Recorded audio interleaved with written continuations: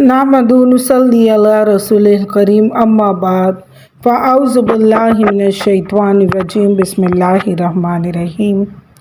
सब्र की इस्लाम में अहमियत, बरकत और सब्र का माने।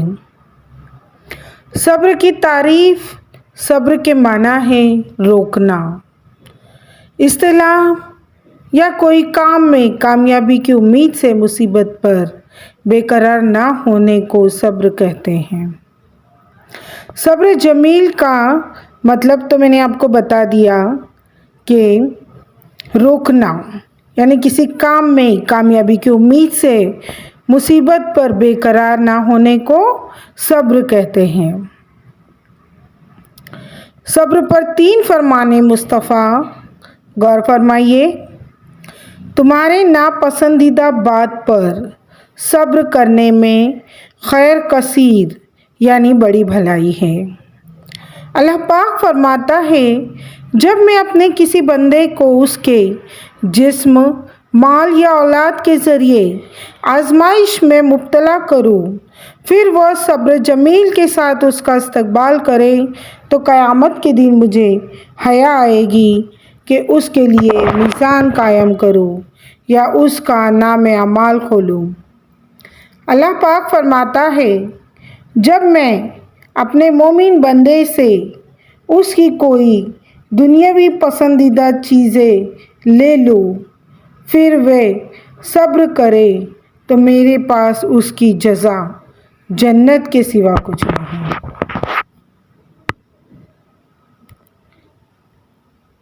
अज़हमा औला सहाबी इब्न सहाबी जन्नती इब्न जन्नती हज़रत सैयदना अब्दुल्ला बिन उमर का एक बेटा बीमार हो गया तो आपको इस कदर गम हुआ कि बाज़ लोग ये कहने लगे, हमें अंदेशा है कि इस लड़के के सबब उनके साथ कोई मामला न बन जाए। फिर वो लड़का फौत हो गया। जब हज़रत सैयदना अब्दुल्ला बिन उमर उसके जनाजे के साथ जा रहे थे तो बड़े खुश थे।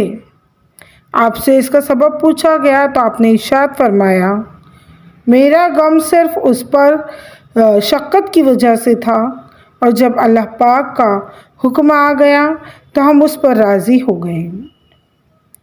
हज़रत सैयदना अबू काशा मसरूक कूफ़ी बयान फरमाते हैं कि एक शख्स जंगल में रहता था। उसके पास एक कुत्ता था, एक गधा और एक मुर्ग भी था। मुर्ग घर वालों को नमाज के लिए जगाया करता था और गधे पर वो पानी भर कर लाता और खेमे वगैरह लादा करता और कुत्ता उनकी पहरेदारी करता था। एक दिन लोमड़ी आई और मुर्ग को पकड़कर ले गई। घर वालों को उस बात का बहुत दुख हुआ, मगर वो शख्स नेक था तो उसने कहा, हो सकता है इसी में बेहतरी हो। फिर एक दिन भेड़िया आया और गधे का पेट फाड़कर उसको मार दिया। इस पर भी घर वाले रंजीदा हुए, मगर उस शख्स ने कहा, मुमकिन है इसी में भलाई हो। फिर एक दिन कुत्ता भी मर गया तो उस शख्स ने फिर भी यही कहा, मुमकिन है इसी में बेहतरी हो। अभी कुछ दिन ही गुजरे थे कि एक सुबह उन्हें पता चला कि उनके अतराफ़ में आबाद तमाम लोग कैद कर लिए गए हैं और सिर्फ इनका घर महफूज रहा है। हज़रत सैयदना मसरू फरमाते हैं, दिगर तमाम लोग कुत्तों, गधों और मुर्गों की आवाज़ों की वजह से ही पकड़े गए। लिहाजा तकदीर इलाही के मुताबिक उनके हक़ में बेहतरी उन जानवरों की हलाकत में थी। इमाम गज़ाली इस वाक़े को बयान फरमा कर लिखते हैं, जो अल्लाह पाक के छुपे हुए फलो करम को जाना लेता है, वो हर हाल में उसके कामों पर राज़ी रहता है। अल्लाह पाक के ऐसे ऐसे साबिर बंदे गुजरे हैं जिन्होंने मुसीबतों को इस तरह गले लगाया कि अल्लाह पाक से उनके टलने की दुआ करने को भी मकाम तस्लीम और रिज़ा के ख़िलाफ़ जाना। चुनांचे हज़रत सैयदना यूनुस ने हज़रत सैयदना जिब्रील अमीन से फरमाया, मैं रूए ज़मीन के सबसे बड़े आबिद यानी इबादत गुजार کو دیکھنا چاہتا ہوں۔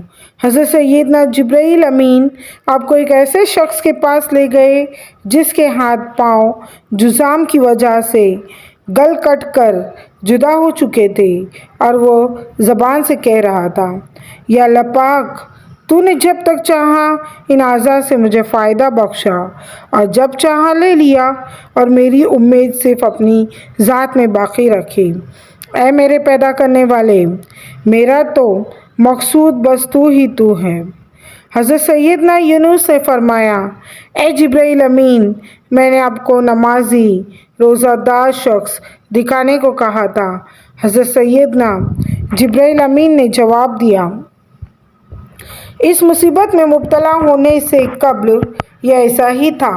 جب مجھے یہ حکم ملا ہے کہ اس کی آنکھیں بھی لے لوں، چنانچہ حضرت سیدنا جبرائیل امین نے اشارہ کیا اور اس کی آنکھیں نکل پڑیں، مگر عابد نے زبان سے وہی بات کہی، اللہ پاک، جب تک تو نے چاہا ان آنکھوں سے مجھے فائدہ بخشا اور جب چاہا انہیں واپس لے لیا۔ اے اللہ پاک، میری امید گاہ صرف اپنی ذات کو رکھا، میرا تو مقصود بس تو ہی تو ہے۔ حضرت سیدنا جبرائیل امین نے عابد سے فرمایا، آؤ ہم تم مل کر دعا کریں کہ اللہ پاک تم کو پھر آنکھیں اور ہاتھ پاؤں لوٹا دے اور تم پہلے ہی کی طرح عبادت کرنے لگو۔ عابد نے کہا، ہرگز نہیں۔ حضرت سیدنا جبرائیل امین نے فرمایا، آخر کیوں نہیں؟ عابد نے جواب دیا، جب میرے اللہ پاک کی رضا اسی میں ہے تو مجھے صحت نہیں چاہیے۔ حضرت سیدنا یونس نے فرمایا، واقعی میں نے کسی اور کو اس سے بڑھ کر عابد نہیں دیکھا۔ حضرت سیدنا جبرائیل امین نے کہا، یہ وہ راستہ ہے کہ رضا الہی تک رسائی کے لیے اس سے بہتر کوئی راہ نہیں ہے۔ دیکھا آپ نے، صابر ہو تو ایسا۔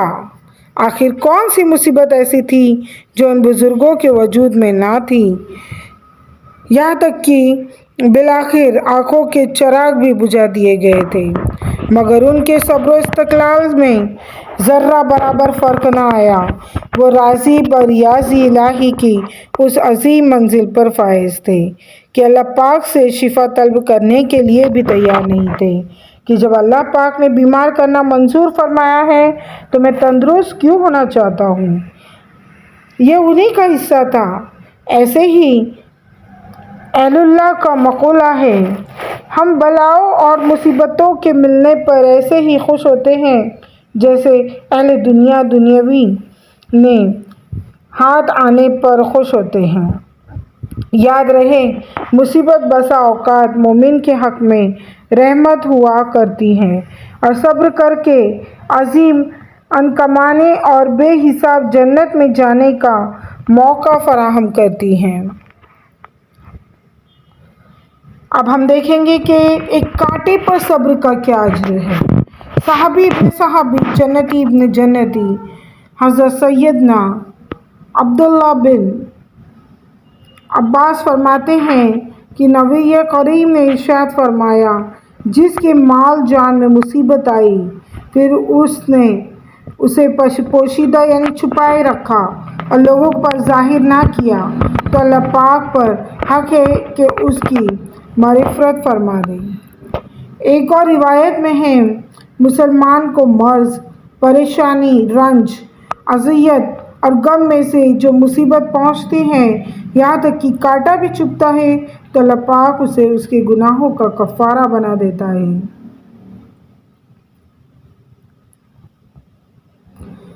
سلسلہ عطاریہ قادریہ کے عظیم بزرگ حضرت سیدنا سری قیس سری سختی سے صبر کے بارے میں پوچھا گیا تو آپ نے صبر سے متعلق بیان شروع فرما دیا۔ اسی دوران ایک بچھو آپ کے ٹانگ پر ڈنک مارتا رہا لیکن آپ پرسکون رہے۔ آپ سے پوچھا گیا کہ اس موذی یعنی تکلیف دینے والے کو ہٹایا کیوں نہیں؟ فرمایا، مجھے اللہ پاک سے حیا آ رہی ہے کہ میں صبر کا بیان کروں لیکن خود صبر نہ کروں۔ صبر کرنے والوں کے سردار جنتی صحابی حضرت سیدنا عبداللہ بن مسعود سے مروی ہے کہ حضرت سیدنا ایوب قیامت کے دن صبر کرنے والوں کے سردار ہوں گے۔ رزق کے معاملے میں صبر کرنا۔ امام غزالی اپنی مبارک زندگی کی سب سے آخری کتاب منہاج العابدین میں فرماتے ہیں، اللہ پاک کی عبادت سے روکنے میں مخلوق کے لیے سب سے بڑی رکاوٹ رزق ہے۔ لوگوں نے اس کے لیے اپنی جانوں کو تھکا دیا، اس کی فکر میں دل اس قدر پڑ گئے کہ اپنی عمر ضائع کر دی ہے، اور اس کی وجہ سے بڑے بڑے گناہ کرنے سے بھی باز نہ آئے۔ رزق کی فکر نے مخلوق کو اللہ پاک اور اس کی عبادت سے دور کر کے دنیا اور مخلوق کی خدمت میں لگا دیا ہے، لہذا دنیا میں انہوں نے غفلت، نقصان اور ذلت و رسوائی میں زندگی گزاری ہے، آخرت کی طرف خالی ہاتھ چل پڑے ہیں۔ اگر اللہ پاک نے اپنے فضل سے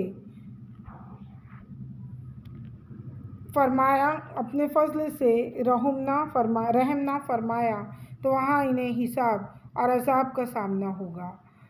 غور تو کرو کہ اللہ پاک نے رزق کے متعلق کتنی آیات نازل فرمائی اور رزق دینے پر کتنا زیادہ اپنے وعدے، قسم اور ضمانت کا ذکر فرمایا۔ ان سب کے باوجود لوگوں نے نیکی کا راستہ اختیار نہ کیا اور نہ ہی مطمئن ہوئے، بلکہ وہ رزق کی وجہ سے مدہوشی کی کیفیت میں ہے اور انہیں یہی فکر کھائی جاتی ہے کہ کہیں صبح یا رات کا کھانا نکل نہ جائے۔ صبر کا اعلیٰ ترین درجہ یہ ہے کہ لوگوں کی طرف سے پہنچنے والی تکالیف پر صبر کیا جائے۔ اللہ پاک کے آخری رسول نے ارشاد فرمایا، جو تم سے تعلق کرے اس سے صلہ رحمی سے پیش آئے، یعنی جو تم سے اچھا تعلق نہ رکھتا ہو اس کے باوجود بھی تمہیں ان کے ساتھ رحمی سے پیش آنا ہے، اور جو تمہیں محروم کرے اسے عطا کرو، جو تم پر ظلم کرے اسے معاف کرو۔ اور حضرت سیدنا عیسیٰ روح اللہ نے ارشاد فرمایا، میں تم سے کہتا ہوں کہ برائی کا بدلہ برائی سے نہ دو۔ صبر ایک کڑوی دوا ہے اور ناپسندیدہ چوٹ ہے، مگر ہے بہت برکت والی۔ یہ فائدے والی چیزوں کو لاتی ہے اور نقصان دہ چیزوں کو تم سے دور کرتی ہے۔ اور جب دوا ایسی بہترین ہو تو عقلمند انسان خود پر زبردستی کر کے اسے پی لیتا اور اس کی کڑواہٹ کو برداشت کرتا اور کہتا ہے، کڑواہٹ ایک لمحے کی اور راحت سال بھر کی ہے۔ اسی طرح جب اللہ پاک کسی وقت تم سے دنیا یا رزق کو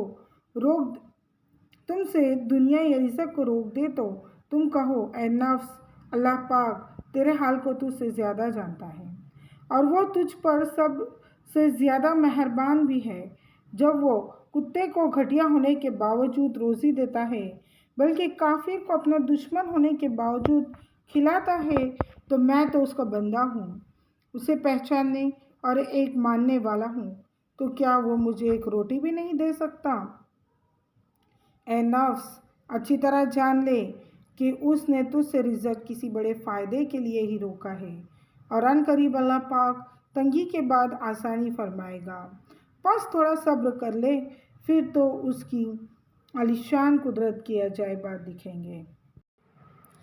وآخر دعوانا ان الحمد للہ رب العالمین۔